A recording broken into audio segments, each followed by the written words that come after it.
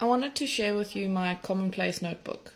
Now, most people use a Commonplace notebook for things like journaling or keeping quotes or note taking for reading, also for bullet journaling. Now, as you can see, I have separate books for these, and I've made quite a few quite a few points about my bullet journal, but I really only have enough pages in my reading journal, my bullet journal, for like just enough pages. So I started creating a Commonplace notebook, and I did this so that I had space to play.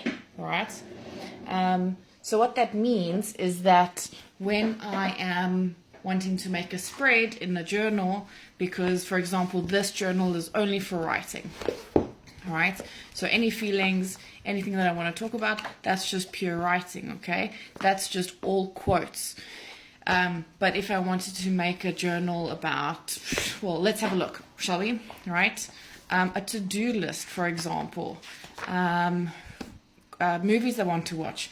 I want to use stickers, but they're not really aesthetically pleasing for my vibe in my bullet journal, right?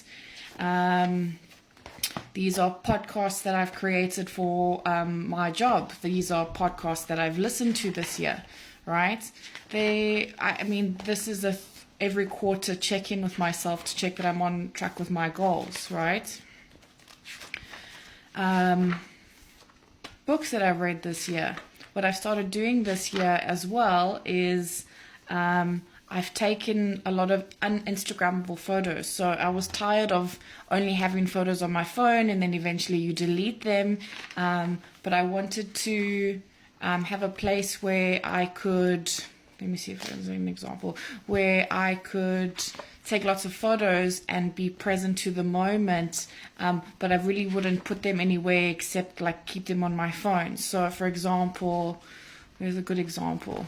Having lunch with a friend, going for a walk. My husband got a new shirt, getting an ice cream of the summer. These are all things that I would just keep them on my phone or delete the photos or not really be present to the moment at all. And now I have a spot where I can really take in the moment, look at the difference between 1 month and another month, right? These are washi tapes that I wanted to swatch out, but I didn't really have space for before. So that's really what I've been doing. Movies that I want to watch, weight loss photos, anything else. So that's what I've been using this Commonplace notebook for, and I've really, really been enjoying it. Just having a space that doesn't have to be aesthetically pleasing. It doesn't have to be perfect. I don't have to think about it a lot. It's not as intense as my bullet journal. My bullet journal is very much like I have just enough pages to do exactly what I want to do, whereas this gives me the space to play. Do you keep a Commonplace notebook? What do you guys keep in yours?